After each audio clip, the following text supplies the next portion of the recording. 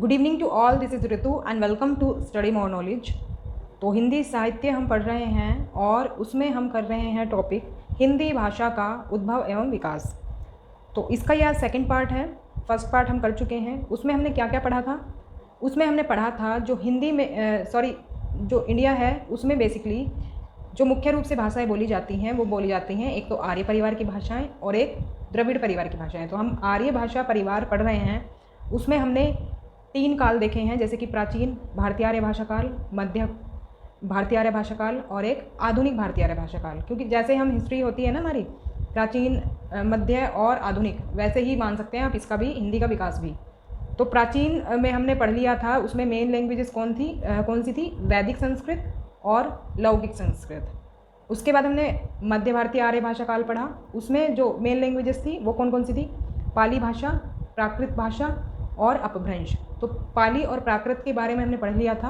अभी बात आएगी अपभ्रंश की। तो अपभ्रंश से हम आज शुरुआत करेंगे, उसके बारे में जानेंगे कि किस तरह से उससे हिंदी का धीरे धीरे विकास हुआ। तो चलिए शुरू करते हैं हमारी आज की क्लास। तो अपभ्रंश का जो टाइम पीरियड माना जाता है वो माना जाता है 500 AD से 1000 AD। तो एनो डोमिनी होता है ये, मतलब ईस्वी कहते हैं हम इसे हिंदी में। तो 500 ईस्वी से 1000 ईस्वी तक माना जाता है अपभ्रंश जो लैंग्वेज है उसका काल। और इसको और भी नामों से हम पुकारते हैं, जैसे कि हम कहें अवहट, अवहत, देश भाषा या देशी भाषा। अब देखो, जो आपकी देश की जो भाषा है ना, देसी भाषा जिसे हम कह देते हैं, वही होती है अपभ्रंश, और इसीलिए इसको बोला जाता है देश भाषा या देशी भाषा। तो शाब्दिक अर्थ इसका है टूटा हुआ या बिगड़ा हुआ। तो शाब्दिक अर्थ भी ध्यान रखना है, हो सकता है पूछा जाए। तो देखो, इसमें कुछ मत दिए हुए हैं कुछ साहित्यकारों ने। तो सबसे पहले तो मत है डॉक्टर भोलानाथ तिवारी का। इनका मत क्या है? ये जो अपभ्रंश का जो काल मानते हैं, ये मानते हैं 500 ईस्वी से। तो 500 ईस्वी से टाइम पीरियड मानते हैं अपभ्रंश का, कि ये लैंग्वेज इस टाइम से इस टाइम तक चली। ऐसे ही डॉक्टर उदय नारायण तिवारी हैं, वो जो टाइम पीरियड इसका मानते हैं वो मानते हैं 700 ईस्वी। तो मतलब ये 200 साल बाद की मानते हैं इसे, जो कि टाइम पीरियड इसका माना जाता है जनरली सभी लोगों के द्वारा। और इनकी एक पुस्तक भी है जो इन्होंने लिखी है। पुस्तक का नाम है हिंदी भाषा का उद्भव और विकास। तो जो टॉपिक हम पढ़ रहे हैं उसी से संबंधित है इनकी बुक का नाम भी, तो याद रखेंगे। तो क्योंकि किताबों के नाम अक्सर पूछ लिए जाते हैं, तो किताब का नाम हम याद रखेंगे। तो इनके द्वारा लिखी गई है हिंदी भाषा का उद्भव और विकास। फिर है डॉक्टर नामवर सिंह। नामवर सिंह ने भी माना है इसका टाइम पीरियड 700 ईस्वी, और इनकी भी पुस्तक का नाम है, जो कि इन्होंने हिंदी लैंग्वेज से रिलेटेड लिखी है, हिंदी के विकास में अपभ्रंश का योगदान। तो अपभ्रंश का क्या योगदान रहा हिंदी के विकास में, ये इन्होंने लिखी है पुस्तक। तो इन्होंने भी टाइम पीरियड माना है 700 ईस्वी। तो ये कुछ फैक्ट्स जो हैं ये याद रखेंगे आप, जो कि मत दिए हुए हैं। मत कभी कभी पूछ लिया जाता है कि अपभ्रंश के बारे में क्या मत दिया गया है। आगे बढ़ते हैं। तो देखो, अगर हम क्रमिक विकास की बात करें कि जैसे कि भाई जो लैंग्वेजेस आई हैं उनका कैसे डेवलपमेंट हुआ लैंग्वेजेस का, तो अब तक हमने देखा क्या है कि जो ये लैंग्वेज हैं, ये देखो, सबसे पहले तो वैदिक संस्कृत आई, जो कि हमने प्राचीन भारतीय आर्य भाषा काल में पढ़ी है, जो कि वेदों की भाषा थी। इसके बाद संस्कृत आई। तो संस्कृत के बाद कौन सी लैंग्वेज आई? पाली आई। पाली के बाद आई प्राकृत, और प्राकृत के बाद अपभ्रंश, जो कि हम अब पढ़ रहे हैं अपभ्रंश के बारे में। इसके बाद अपभ्रंश से कौन सी लैंग्वेज आई? हिंदी। तो हिंदी आई, और हिंदी के बाद आई अन्य भारतीय आर्य भाषाएं। जैसे कि आप देखते हैं ये गुजराती वगैरह जो होती हैं, जो हिंदी से मिलती जुलती जो लैंग्वेजेस हैं, वो उनको हम कह सकते हैं कि जो अन्य भारतीय भाषाएं हैं। उर्दू का भी विकास इसी से माना जाता है। तो कई लैंग्वेजेस ऐसी हैं जो कि हिंदी से इनका डेवलपमेंट हुआ है। तो बाकी हमारी हिंदी का जो विकास हुआ है वो हुआ है अपभ्रंश से। देख लेते हैं आगे। तो देखो, हिंदी भाषा की उत्पत्ति मूलतः शोर सैनी अपभ्रंश से हुई है, क्योंकि हमने देखा है कि जो हिंदी लैंग्वेज की तो जो उत्पत्ति हुई है वो हुई है अपभ्रंश से। अब क्योंकि अपभ्रंश के भी कई टाइप होते हैं, तो उसमें भी शोर सैनी अपभ्रंश से इसका हुआ है डेवलपमेंट। अभी अपभ्रंश देखेंगे हम कितने टाइप की होती है लैंग्वेज ये।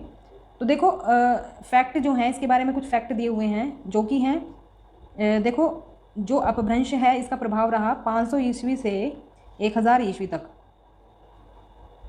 सॉरी मतलब टाइम पीरियड जो इसका रहा है 500 से 1000 ईस्वी रहा है, लेकिन जो प्रभाव इसका देखने को मिलता है वो लगभग 1200 तक मिलता है। लेकिन जनरली क्या बताया जाता है कि इसका टाइम पीरियड जो है 500 से 1000 है, मतलब 200 साल बाद भी इसका प्रभाव रहा है अपभ्रंश का। उसके बाद अन्य आर्य भाषाओं का विकास भी अपभ्रंश से हुआ है। तो बाकी जो आर्य भाषाएं हम देखें, जैसे हिंदी से कह सकते हैं हम अन्य आर्य भाषाओं का विकास हुआ है, तो एक तरह से कह सकते हैं हम वो अपभ्रंश से ही हुआ है उनका विकास। तो देखो तत्सम शब्द आप जानते ही हैं संस्कृत में प्रयोग किए जाते हैं तत्सम शब्द, और इससे जो है अपभ्रंश के शब्द आए और उसके बाद उससे बने हिंदी के शब्द। तो इस तरह से क्रमिक विकास हम कह सकते हैं इनका हुआ है। अब देखो अपभ्रंश के भी कई टाइप होते हैं। पहले हमने जाना था अपभ्रंश के बारे में, कई सारे टाइप होते हैं अपभ्रंश के। तो इसमें भी देखो जो टाइप हैं वो हम देखेंगे, और हम ये भी देखेंगे कि इससे जो अपभ्रंश का टाइप है उससे कौन सी लैंग्वेज का जो है जन्म हुआ है या फिर किसी लैंग्वेज में वो बदला है। तो इसमें देखो लगभग 7 टाइप दिए हुए हैं अपभ्रंश के, जिनसे कि अलग अलग लैंग्वेजेस का जन्म हुआ है, जो कि भारत में लैंग्वेज बोली जाती है। हमने देखा होगा अलग अलग स्टेट में अलग अलग लैंग्वेज बोली जाती है। तो इनका जो विकास हुआ है ये अलग अलग अपभ्रंश से हुआ है। जैसे कि सबसे पहले क्या है, शोर सैनी अपभ्रंश, जिसके बारे में हमने भी देखा कि हिंदी का जो डेवलपमेंट हुआ है वो किससे हुआ है, वो इसी से हुआ है। तो आपको ये चीज़ तो सबसे ज़्यादा याद रखनी है कि शोर सैनी अपभ्रंश जो है उसी से हिंदी का डेवलपमेंट हुआ है। वैसे तो अपभ्रंश याद रखना है, लेकिन अगर अपभ्रंश में भी टाइप पूछ लिया जाए तो आपको बताना है शोर सैनी अपभ्रंश। अब देखो इससे कौन कौन सी लैंग्वेज डेवलप हुई हैं, गुजराती, राजस्थानी और पश्चिमी हिंदी। पश्चिमी हिंदी है जो कि ये यूपी वाले एरिया में बोली जाती है, यूपी या फिर यूपी से लेकर हम कहें कि ये महाराष्ट्र, गुजरात, ये पूरे एरिया में ये वाली बोली जाती है। तो ये आती है शोर सैनी अपभ्रंश से। इसके बाद देखो मागधी अपभ्रंश। मागधी अपभ्रंश जो है ये आ जाता है, इससे निकल जाती है लैंग्वेज कौन कौन सी, बिहारी, बंगाली, उड़िया और असम। तो अगर हम एरिया की बात करें तो इसमें आप पाएंगे कि ये बिहार में पश्चिमी बंगाल वाला जो एरिया है, या फिर उड़ीसा वाला जो एरिया है, और असम वाला जो एरिया है, उसमें आपको मिलेगी ये सब लैंग्वेजेस। और इसका जो डेवलपमेंट हुआ है वो किससे हुआ है, मागधी अपभ्रंश से। इसके बाद आता है अर्धमागधी। तो अर्धमागधी जो है इन दोनों का ही मिला जुला रूप है, शोर सैनी और मागधी का। तो ये जो है इससे डेवलप हुई है कौन सी, पूर्वी हिंदी। पूर्वी हिंदी का डेवलपमेंट किससे हुआ है, अर्धमागधी से। देखो ये भी क्वेश्चन पूछ लिया जाता है कि किस अपभ्रंश से किस लैंग्वेज का डेवलपमेंट हुआ है, तो ये आपको खास तौर पर ध्यान रखना है। तो पैसाची अपभ्रंश जो है इससे डेवलपमेंट हुआ है पंजाबी का और लहंदा का। तो ये 2 लैंग्वेज हैं जो इससे डेवलप हुई हैं। इसके बाद आता है महाराष्ट्री। देखो महाराष्ट्री अपभ्रंश जो है ये महाराष्ट्र वाले एरिया में आप देख सकते हैं, और जहाँ पर आपको ये गुजरात के नीचे महाराष्ट्र है, और महाराष्ट्र से कौन सा लैंग्वेज का डेवलपमेंट हुआ है, मराठी का। तो वहाँ पर जनरली मराठी ही आपको दिखाई मतलब बोलते हुए मिलेंगे लोग। इसके बाद है ब्राह्मण अपभ्रंश। तो ब्राह्मण से किसका डेवलपमेंट हुआ है, ये हुआ है सिंधी लैंग्वेज का। इसके अलावा खस अपभ्रंश, इससे हुआ है पहाड़ी लैंग्वेज का। तो इस तरह से हम देख सकते हैं ये जो उत्तरी भारत है इसमें अपभ्रंश के ये क्षेत्रीय रूपांतरण है, क्योंकि आप जानते हैं जो हिंदी लैंग्वेज है वो नॉर्थ इंडिया में ही बोली जाती है। दक्षिण भारत में तो द्रविड़ भाषा परिवार है। तो क्योंकि हम हिंदी के बारे में पढ़ रहे हैं तो नॉर्थ इंडिया में ही ज़्यादातर हिंदी का डेवलपमेंट हुआ है, और ये आपको ज़्यादातर महाराष्ट्र तक, MP या फिर वहाँ तक मिलेगी आपको, पश्चिमी बंगाल तक। तो इन स्टेट्स तक आपको ये डेवलपमेंट इसका मिलेगा हिंदी का। तो ज़्यादातर आप ध्यान दें, अगर भूल भी जाते हैं तो नॉर्थ इंडिया में ज़्यादा जिक्र आएगा हिंदी लैंग्वेज का। इसके बाद देखो अपभ्रंश के प्रमुख कवि हमें बताने हैं। अपभ्रंश के प्रमुख कवि कौन कौन से और उनकी रचनाएं कौन सी हैं। देखो अक्सर इनसे जो है क्वेश्चन पूछ लिया जाता है। देखो सबसे प्रमुख कवि तो इसके जो हैं वो हैं सरहपा या फिर सरहपाद। इनकी जो रचनाएं रही हैं वो रही हैं मुक्तक रचनाएं। वैसे तो इनके बारे में सभी के बारे में हम डिटेल में आगे भी पढ़ेंगे, बाकी अभी बस जनरल आइडिया ले लेते हैं क्योंकि हम आदिकाल वगैरह में पढ़ेंगे इनके बारे में। और इसके बाद देखो देवसेन आते हैं। देवसेन की जो रचना है वो है श्रावकाचार है, बेसिकली ये टाइप नहीं हो पाया यहाँ पर। तो देवसेन की जो है रचना वो है श्रावकाचार। इसके बाद आते हैं स्वयंभू आते हैं। स्वयंभू की तो देखो ध्यान रखना है आपको, चरियू के नाम से इनकी ज़्यादातर रचनाएं। देखो पौन चरियू होगी एक होगी रिटनेमी चरियू, और एक खुद इनके नाम से है, तो इसको तो याद रखना बहुत ईजी है। तो 2 रचनाएं याद रखनी है, पौंच चरियु और रिठनेमी चरियु। तो ये बहुत इंपॉर्टेंट रचनाएं इनकी अक्सर पूछ ली जाती हैं। अब देखो चरियु इसमें भी आ रहा है, पुष्पदंत हैं अगले हमारे कवि, तो इनकी जो रचना है वो है जसहर चरियु। तो ध्यान रखना दोनों का आप अलग अलग याद रख लेना, ऐसा ना हो कि चरियु आप शंभू में मिक्स कर दें। तो पुष्पदंत की जो है जसहर चरियु है, और इसके अलावा और कौन सी रचना है इनकी, महापुराण। इसके बाद है धनपाल। धनपाल की जो रचना है वो है भविष्यत कहा। तो देखो कहा जो है, कहा का मतलब होता था पहले ये, क्योंकि अब अपभ्रंश की बात हो रही है तो ये जो है कथा को कहा बोला जाता था इस लैंग्वेज में। तो भविष्यत कथा ये नॉर्मल होना चाहिए, लेकिन इसको अपभ्रंश में कहा गया भविष्यत कहा। इसके बाद देखो अब्दुल रहमान है, इनकी रचना जो है संदेश राशक है। जिनदत्त सूरी ने लिखी है उपदेश रसायन रास। जो इंदु अलग अलग करके भी आप इसे पढ़ सकते हैं। तो परमात्म प्रकाश और योगसार, तो ये 2 रचनाएं हैं इनकी, जो इंदु की परमात्म प्रकाश और योगसार। फिर है राम सिंह पाहुड़ दोहा। देखो कुछ अलग से भी नाम आएंगे, तो आप एक क्या करना, जो रचनाएं हैं इनको आप नोट कर लेना, और जो भी मैं काम करा रही हूँ इसके आप नोट्स बनाते चले, शॉर्ट नोट्स। वैसे तो मैं शॉर्ट में ही करा रही हूँ नोट्स, ये आपको ज़्यादा थ्योरी लिखनी भी नहीं पड़ेगी, तो एज इट इज़ आप उतार लें तो अच्छा रहेगा। तो फिर क्या होगा ना, इसको आप कई बार रिपीट कर लेना, 1-2 बार, तो याद हो जाएगा अच्छे से। इसके बाद है हेमचंद्र की रचना है शब्दानुशासन। उसके बाद है विद्यापति की है कीर्तिलता और कीर्ति पताका। एक और रचना है इनकी, तो वो शायद दूसरी लैंग्वेज में है इनकी। तो ये जो है 2 रचनाएं हो जाती हैं इनकी, कीर्तिलता और कीर्ति पताका विद्यापति की। तो ये ज़्यादातर पूछी जाती हैं इनकी रचनाएं। तो ये जो है हमारी हो गई मुख्य रचनाएं अपभ्रंश के प्रमुख कवियों की। अब देखो हमने कौन कौन से टाइप पढ़ लिया। एक तो प्राचीन भारतीय आर्य भाषा काल हमने पढ़ लिया है, जिसमें हमने संस्कृत के बारे में जाना था, वैदिक और लौकिक। इसके बाद हमने पढ़ा है मध्य भारतीय आर्य भाषा काल, जो कि जिसमें कि हमने लैंग्वेजेस पढ़ी हैं पाली, प्राकृत और अपभ्रंश। तो उसमें क्या हुआ, हमने ये वाली लैंग्वेजेस पढ़ ली हैं। अब देखो अब हम जानेंगे आधुनिक भारतीय आर्य भाषा काल, जो कि है 1000 AD से अब तक। अब देखो इसमें जो हम पढ़ने वाले हैं, इसमें हम अवधि के बारे में पढ़ेंगे, अवधि लैंग्वेज के बारे में। अब क्योंकि कई जो शाखाएं निकली हैं इसकी हिंदी की, उसमें एक अवधि भी होती है, अवधि भी शामिल है। काव्य भाषा के रूप में अवधि का उदय हुआ और विकास हुआ, तो इसके बारे में हम जानेंगे। तो अवधि, ये आधुनिक भाषाओं में जो है कई सारी लैंग्वेजेस का डेवलपमेंट हुआ, जैसे अवधि हुई, या फिर आपकी ब्रज भाषा हुई, या फिर खड़ी बोली हुई। तो इनके बारे में हम अलग अलग से पढ़ेंगे। तो सबसे पहले हम अवधि के बारे में पढ़ेंगे। तो जो मॉडर्न जो इंडिया है उसमें जो आर्य भाषा काल था उसका जो डेवलपमेंट हुआ, उसमें 3 भाषाएं हम पढ़ेंगे, अवधि, ब्रज भाषा और खड़ी बोली। ठीक है, तो हम शुरू करते हैं इसमें। आधुनिक कालीन भारतीय आर्य भाषाओं का विकास अपभ्रंश के क्षेत्रीय रूपों से हुआ है। अब क्योंकि हमने पहले पढ़ा है कि जो हमारी जो आर्य भाषाएं हैं, ये बाकी जो आर्य भाषाएं हैं उनका जो विकास हुआ है वो अपभ्रंश के क्षेत्रीय रूपों से हुआ है, जो अलग अलग क्षेत्र में बोली जाती थी। तो जो अलग अलग क्षेत्र में अपभ्रंश लैंग्वेज बोली जाती थी, अपभ्रंश का जो रूप था लैंग्वेज का, उससे ही ये विकास हुआ था भारतीय आर्य भाषाओं का। तो इसमें देखो पश्चिमी हिंदी का जो विकास हुआ वो हुआ था शोर सैनी अपभ्रंश से, और पूर्वी हिंदी का जो विकास हुआ वो हुआ अर्धमागधी अपभ्रंश से, जो कि हमने भी पढ़ा था पीछे। एक बार देखो हम फिर से देख लेते हैं। देखो शोर सैनी अपभ्रंश आप यहाँ पर देखेंगे, ये रहा, तो यहाँ पर आपको पश्चिम हिंदी मिलेगी, पश्चिम हिंदी। और जो अर्धमागधी है यहाँ पर आपको पूर्वी हिंदी मिलेगी, इससे पूर्वी हिंदी का विकास हुआ। तो अब देखो आगे देख लेते हैं। अब देखो ये हमने देख लिया। अब क्योंकि अवधि जो है वो पूर्वी हिंदी के अंतर्गत आती है। देखो पूर्वी हिंदी में भी कई सारे टाइप हैं, इन टाइप्स के बारे में भी हम आगे पढ़ेंगे।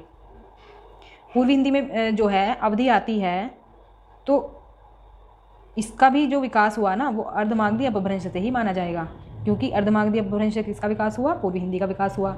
अब क्योंकि पूर्वी हिंदी का एक टाइप क्या है, अवधि है, तो उसका विकास भी किससे माना जाएगा, अर्धमागधी अपभ्रंश से माना जाएगा। अब देखो इसके जो है 2 नाम और हैं, कौशली और वैसवाड़ी। तो ये और नाम है इसके, लेकिन जो फेमस नाम है इसका वो है अवधि। वो जो फेमस नाम है वो अवधि ही है इसका। देखो इसमें जो मात्रा है वो बड़े ई की मात्रा लगेगी, वो गलती से छोटे ई की मात्रा लग गई है इसमें छोटे ई की मात्रा लग गई है। तो देखो जो प्रचलित नाम है वो है अवधि, लेकिन वैसे इसके 2 अन्य नाम हैं, कौशली और वैसवाड़ी। तो अवधि ऐसे लिखा जाएगा, अवधि, बड़े ई की मात्रा लगेगी, तो इसमें मार्कर नहीं है एक्चुअली मेरे पास, तो इसलिए ऐसे लिखा जा रहा है। मतलब कहने का मतलब ये है, बड़े ई की मात्रा आएगी, छोटे ई की नहीं आएगी इसमें मात्रा अवधि में। आगे बढ़ते हैं। अब देखो आधुनिक भारतीय आर्य भाषा काल जो है वो 1000 AD से अब तक है, 1000 ईस्वी से अब तक का जो काल है वो माना जाता है आधुनिक भारतीय आर्य भाषा काल। मतलब जो पहले आधुनिक भारतीय आर्य भाषा काल में जो 1000 ईस्वी से जो डेवलपमेंट हुआ था वो अब तक चल रहा है, अभी तक भी चल रहा है। तो काव्य भाषा के रूप में अवधि का उदय और विकास हम देख रहे हैं। तो इसमें क्या हुआ कि अवधि का जो काव्य भाषा है, अवधि का काव्य भाषा के रूप में 2 धारा के कवियों द्वारा प्रयोग हुआ है, इसी से ये ज़्यादा डेवलप हुई है। तो काव्य भाषा के रूप में किस किसने इसका प्रयोग किया है, तो ये किया है 2 धारा के कवियों के द्वारा, जो कि हैं सूफी कवि और राम भक्त कवि। देखो इसको हम पढ़ेंगे भक्ति काल में, इनके बारे में डिटेल में। बाकी हम अभी भाषा के रूप में किन कवियों ने यूज़ किया इसका वो हम पढ़ रहे हैं, तो बाकी इन कवियों के बारे में डिटेल में हम केस में पढ़ेंगे भक्ति काल में। लेकिन अभी हम यहाँ पर थोड़ा सा जनरल आइडिया ले रहे हैं क्योंकि हम लैंग्वेज में इनको पढ़ रहे हैं। अब देखो इसमें जो है सबसे पहले हम देखेंगे सूफी कवियों को। तो सूफी कवियों में कौन कौन से ऐसे कवि हैं जिन्होंने की अवधि भाषा का प्रयोग किया। अब देखो क्योंकि सूफी काव्य जो धारा है उसके कई नाम और हैं, जैसे प्रेमाख्यान काव्य धारा या फिर प्रेमाख्यान काव्य परंपरा है इसकी, और दूसरा और नाम है अभी मुझे ध्यान नहीं आ रहा है वो। तो सूफी काव्य धारा भी बोलते हैं इसे और प्रेमाख्यान काव्य धारा भी बोलते हैं। तो हिंदी में प्रेमाख्यान काव्य परंपरा में अवधि का प्रयोग सर्वप्रथम कवियों ने प्रेम कथाओं में किया। तो देखो जो सूफी कवियों ने इसका यूज़ किया था ना अवधि लैंग्वेज का, वो इन्होंने अपनी प्रेम कथाओं में किया। आपको देखने को मिलेंगी जो सूफी कवि हैं उन्होंने ज़्यादातर प्रेम कथाएं लिखी हैं। तो अधिकांश कवि अवध क्षेत्र के थे तो जन भाषा को ही साहित्य में प्रयुक्त किया। अब क्योंकि देखो अवध क्षेत्र के थे और वहाँ पर अवधि बोली जाती थी, तो उन्होंने क्या किया, जो उनकी जो जनभाषा थी वहाँ पर जो सब लोगों की भाषा थी वही उन्होंने साहित्य में प्रयुक्त की। तो इस तरह से वहाँ पर क्या हुआ कि इसका ज़्यादातर यूज़ देखने को मिलता है अवधि भाषा का। तो अब देखो एक एक करके कवि देख लेते हैं जो मुख्य कवि रहे हैं इसका यूज़ करने वाले। सबसे पहले हम देखेंगे मुल्ला दाऊद हैं एक। तो मुल्ला दाऊद ने एक रचना लिखी है जिसका नाम है चंदायन, और इसका जो टाइम पीरियड रहा है इस रचना का ये है 1379। तो इस टाइम पीरियड में इन्होंने ये चंदायन नाम से रचना लिखी थी, और इसके नायक जो थे वो थे लोर बोल सकते हैं हम या फिर लोरिक बोल सकते हैं, और नायिका थी इसकी चंदा। तो ज़्यादा डिटेल में पढ़ने की ज़रूरत नहीं है अभी, और आगे भी पढ़ेंगे हम। तो देखो इसके बारे में मत क्या दिए हुए हैं, चंदायन के बारे में मत क्या दिए हुए हैं। इसके बारे में मत ये है, पहला देखो पहला दिया है राम कुमार वर्मा जी ने। इन्होंने चंदायन को सूफी प्रेमाख्यानक काव्य का पहला ग्रंथ से माना है। सूफी काव्य धारा जो है उसका इन्होंने पहला ग्रंथ माना है किसको, चंदायन को। अब देखो डॉक्टर माता प्रसाद गुप्त ने इसे क्या कहा है, इसे कहा है लोर कहा या फिर लोक कथा। अब क्योंकि कथा को लोक कहा जाता था इस लैंग्वेज में, तो इन्होंने लोर कहा इसे। फिर हैं डॉक्टर परमेश्वरी लाल गुप्त। तो इन्होंने जो एक पाठ क्या किया इसका चंदायन के नाम से संपादित किया। इसके बाद अवधि भाषा का प्रथम उपलब्ध ग्रंथ मान सकते हैं हम इसे। मतलब कि वैसे तो इन्होंने राम कुमार वर्मा ने भी इसको पहला ग्रंथ माना था, लेकिन हम ये कह सकते हैं कि जो अवधि लैंग्वेज रही है ना उसका प्रथम जो हमारे पास उपलब्ध जो ग्रंथ है, बाकी तो उपलब्ध नहीं है। पहला मतलब इससे पहले कोई उपलब्ध नहीं था अवधि भाषा में, तो पहला उपलब्ध ग्रंथ हम इसे मान सकते हैं मतलब। दूसरे कवि जो हैं वो हैं ईश्वर दास। इन्होंने लिखी है सत्यवती कथा, और ये 1501 ईस्वी में लिखी है, इन्होंने आई थी ये। और प्रेमाख्यानक हिंदू कवि हैं ये। देखो एकमात्र कहेंगे हम इन्हें, एकमात्र।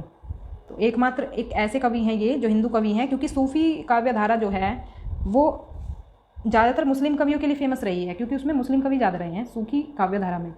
तो ये एक ऐसे कवि थे जो कि हिंदू थे इसमें, इस वाली काव्य धारा में। तो इनकी जो रचनाएँ हैं वो हैं देखो राम भक्ति काव्य हैं इनके, और जो कि अवधि भाषा में ही हैं, भरत मिलाप और अंगद पैज। तो ये 2 रचनाएं हैं इनकी जो कि अवधि भाषा में लिखी हुई हैं। इसके बाद है शेख कुतुबन। तो कुतुबन की है मृगावती, और इसका जो टाइम पीरियड है वो है 1503 ईस्वी। और जो शुक्ल हैं आचार्य रामचंद्र शुक्ल, उनके अनुसार प्रेमाख्यानक का काव्य का ये फर्स्ट ग्रंथ है। देखो जो चंदायन है वो माना है राम कुमार वर्मा ने पहला ग्रंथ, लेकिन आचार्य शुक्ल ने माना है मृगावती को। तो ये ध्यान रखना है कि किसने कौन सा ग्रंथ पहला माना है प्रेमाख्यानक काव्य धारा का। इसके बाद मलिक मोहम्मद जायसी आते हैं और इन्होंने लिखी थी पद्मावत। तो इस पर मूवी भी बनाई गई है लगभग। वैसे तो इसको जो है काल्पनिक माना जाता है इस ग्रंथ को, लेकिन कुछ लोग ये भी कहते हैं कि रियल स्टोरी पर बेस्ड है ये। तो ये 1540 ईस्वी में आया था और अवधि में हिंदी का ये फर्स्ट महाकाव्य है। तो महाकाव्य आप जानते ही हैं, और अवधि में लिखा हुआ ये हिंदी का पहला महाकाव्य माना जाता है पद्मावत। तो ये क्वेश्चन अक्सर पूछा जाता है कि हिंदी का प्रथम महाकाव्य जो कि अवधि भाषा में लिखा गया था वो कौन सा है, तो वो है पद्मावत। तो देखो जायसी जो हैं ये मलिक मोहम्मद जायसी, इनकी जो अवधि है वो मानी जाती है ठेठ ग्रामीण अवधि। जैसे जैसे आप कहते हैं ना कुछ गाँवों में बिल्कुल ठेठ लैंग्वेज बोली जाती है, कुछ इस तरह से हम कह सकते हैं कि इनकी जो अवधि रही है वो बिल्कुल ठेठ ग्रामीण रही है। और जो तुलसी की जो अवधि रही है, तुलसी ने जिस अवधि में मतलब अपनी रचनाएं की हैं वो है उनकी शुद्ध साहित्यिक और परिनिष्ठित, मतलब कह सकते हैं हम एक शुद्ध रूप है इसका। और जायसी की जो है वो थोड़ी ठेठ और ग्रामीण है। इसके बाद आते हैं मंझन। तो मंझन की है मधुमालती, ये भी इंपॉर्टेंट रचना है। तो इंपॉर्टेंट ही रचनाएं ली हैं वैसे मैंने, जो कि ज़्यादातर पूछी जाती हैं। फिर है आलम। आलम की है माधवनल कामकंदला। तो ये 1584 ईस्वी में आई थी और अवधि में ही है ये भी। और यहाँ अवधि इसलिए लिखा गया है क्योंकि इस पे जो ये जो रचना है ना, इस नाम से बाकी और भी रचनाएं हैं और लैंग्वेज में आपको मिलेंगी। तो अवधि में जो लिखी है ये वाली, इस टाइटल से ये लिखी है आलम ने। तो ये ध्यान रखना है, ये अवधि इसलिए लिखा है मैंने इसमें क्योंकि वैसे तो हम अवधि की ही रचनाएं देख रहे हैं इसमें। तो अवधि इसलिए लिखा है क्योंकि इस टाइटल से जो है और भी लैंग्वेज में आपको रचनाएँ मिलेंगी। तो अवधि में जो लिखी है वो लिखी है आलम ने। तो उस्मान की है रचना चित्रावली, ये आई थी 1613 ईस्वी में। इसके बाद है पुहकर। पुहकर की रचना है रसरतन, 1618 ईस्वी। देखो ये नाम थोड़ा मतलब सुना नहीं होगा आपने, पहली बार सुन रहे हो सकता है, बाकी तो फिर भी आपने सुने होंगे। तो ये कौन थे? ये थे अकबर के दरबारी दुर्गादास के परपोते हम कह देते हैं। वैसे तो जनरल जो हमारी सिंपल लैंग्वेज है उसमें हम परपोता कहते हैं ना, तो वही आप कह सकते हैं कि अकबर के दरबारी दुर्गादास थे, तो उनके ये क्या रहे हैं? परपोत्र। इसके बाद है शेख नबी ने लिखी है ज्ञानदीप, और ज्ञानदीप आई थी 1619 ईस्वी में। तो ये रही है अंतिम रचना और इस काल की, और इन्होंने वेद मार्ग की प्रशंसा की है। अब देखो इसके अन्य कवियों के बारे में हम जान लेते हैं। देखो और भी कवि हैं जिन्होंने रचनाएं दी हैं, कुछ मेन रचनाएं हैं ये भी। जैसे देखो पहला है जलालुद्दीन। तो जलालुद्दीन ने लिखी है जमाल पचीसी। नूर मोहम्मद हैं, इन्होंने लिखी अनुराग बांसुरी भी सुना होगा अक्सर अपनी रचना का नाम। तो कासिम शाह है, फिर है इनकी रचना है हंस जवाहिर। ख्वाजा अहमद की है नूरजहां, और कवि नसीर की है प्रेम दर्पण। तो ये और मुख्य रचनाएं हैं थोड़ी सी। तो ये यहाँ तक थे सूफी कवि जिन्होंने की काव्य भाषा के रूप में अवधि का प्रयोग किया है, मतलब जो अपनी रचनाएं हैं वो लिखी हैं अवधि भाषा में। तो अब हम जान लेते हैं इसके बाद राम भक्त कवियों के बारे में, क्योंकि हमने क्या देखा था कि जो काव्य भाषा के रूप में अवधि का प्रयोग किया था वो किया था दो धारा के कवियों ने, जो भक्तिकाल के दो धारा के कवि हैं। तो एक तो प्रेम मार्ग और एक प्रेम मार्ग सूफी मार्ग कह सकते हैं, और एक है राम भक्त कवि। तो सूफी कवियों के बारे में हमने जान लिया, अब हम जानेंगे राम भक्त कवियों के बारे में। तो राम भक्त कवि ज़्यादा नहीं है, थोड़े से ही हैं जिन्होंने इसका प्रयोग किया है अवधि भाषा का। तो मुख्य कवि तो इसमें तुलसीदास जी ही हैं जिन्होंने रामचरितमानस लिखी है। तो देख लेते हैं क्रम से। पहले तो हैं, मतलब प्रमुख जो हैं वो तीन ही हैं इसमें, ईश्वरदास, तुलसीदास और लालदास। तो ईश्वरदास की जो रचना है वो है सत्यवती कथा, जो कि प्रेमाख्यानक कह सकते हैं हम, धारा की है। तो मैंने यहाँ पर भी लिख दी है ये। और ये है राम भक्ति काव्य की, जो हमने पहले भी पढ़ी है। ये दरअसल राम भक्ति काव्य हैं, राम भक्ति धारा में लिखी गई हैं ये रचनाएं अवधि भाषा में। और ये है सूफी काव्य धारा सत्यवती कथा। ये आप क्लियर रखना, ये चीज़ क्लियर रखना, ये सूफी काव्य धारा की रचना है और ये राम भक्ति काव्य धारा की रचनाएं हैं, ये दो भरत मिलाप और अंगद पैज। इसके बाद देखो तुलसीदास हैं, इनकी रचना है रामचरितमानस, जो कि महाकाव्य माना जाता है, और 1574 ईस्वी में आई थी ये रचना इनकी। इसके अलावा इनकी और काफ़ी मेन रचनाएं हैं, जो कि देखो पार्वती मंगल है, रामलला नहचू हैं, कवितावली, गीतावली, बरवे रामायण। इसके बाद है लालदास। तो लालदास की है अवध विलास और राम जन्म से वनगमन तक। तो ये राम जन्म से वनगमन तक है, ये वाली जो रचना है इनकी 1643 ईस्वी में ये आई थी। राम के जन्म से लेकर जो जब राम वन गए थे तब तक की ये रचना है अवध विलास, तब तक की कहानी इसमें दी गई है। अब देखो कुछ और चीज़ें इसमें देख लेते हैं। देखो जो आधुनिक काल की अवधि है, मतलब हम कह सकते हैं जैसे एक तो अवधि वो प्रयोग की जाती थी जो कि हमने भी देखी है आधुनिक काल के स्टार्टिंग में। फिर उसके बाद क्या हुआ कि धीरे धीरे, क्योंकि ये भक्ति काल में डेवलपमेंट हो रहा था इसका अवधि का उस वक्त जब ये रचनाएं आई सब, जिनके बारे में हमने अभी विचार किया है, मतलब जिसके बारे में भी हमने चर्चा करी है। तो भक्ति काल के बाद क्या हुआ कि अवधि का धीरे धीरे क्या हुआ, वो कहते हैं ना वो एक तरह से लुप्त होती चली गई और ये कन्वर्ट हो गई फिर ब्रज भाषा, मतलब फिर ब्रज भाषा का क्या होने लगा, प्रयोग होने लगा अवधि के बदले। तो ब्रज भाषा का जब प्रयोग होने लगा तो तब आ गया था रीतिकाल। और देखो इसके प्रमुख कवि कौन से हैं, इस टाइम पीरियड के कौन से कवि हैं। देखो प्रमुख कवि हैं इसके पंडित द्वारका प्रसाद मिश्र, जो कि रहे हैं एमपी के पूर्व सीएम, जो मध्य प्रदेश है ना उसके पूर्व सीएम भी ये रहे हैं, मतलब मुख्यमंत्री रहे हैं। और इन्होंने ग्रंथ लिखा है कृष्णायन, कृष्ण कथा पर अवधि का आधुनिक काव्य है। तो इसमें क्या क्या मिलेगा आपको, दोहा और दोहा चौपाई छंद मिलेंगे। वंशीधर शुक्ल हैं, इन्होंने लिखी है रमई काका। तो ये थी हमारी आज की क्लास। तो हमने इसके मतलब अवधि के बारे में जान लिया है। अब हम नेक्स्ट जो लैंग्वेज के बारे में जानेंगे वो जानेंगे ब्रजभाषा के बारे में, कि ब्रजभाषा का उदय कैसे हुआ, विकास कैसे हुआ। उसके बाद खड़ी बोली के बारे में जानेंगे। तो हम अब आधुनिक भाषा के विकास पर चल रहे हैं, क्योंकि हमने प्राचीन पढ़ लिया है, मध्य भारतीय आर्य भाषा काल पढ़ लिया है, अब हम आधुनिक पढ़ रहे हैं। तो आधुनिक में हमारी पहली लैंग्वेज जो थी वो थी अवधि। अब दूसरी लैंग्वेज आएगी ब्रजभाषा, उसके बाद आएगी खड़ी बोली। तो खड़ी बोली वेस्ट यूपी में बोली जाती है, आपने सुना होगा। तो काफ़ी बड़े एरिया में बोली जाती है खड़ी बोली भी। तो सभी लैंग्वेज के बारे में पढ़ेंगे इसी तरह इंटरेस्टिंग वे में। तो बने रहिए हमारे साथ। तो थैंक्स फॉर वॉचिंग, मिलते हैं नेक्स्ट क्लास में। तब तक के लिए stay connected and keep watching study more knowledge.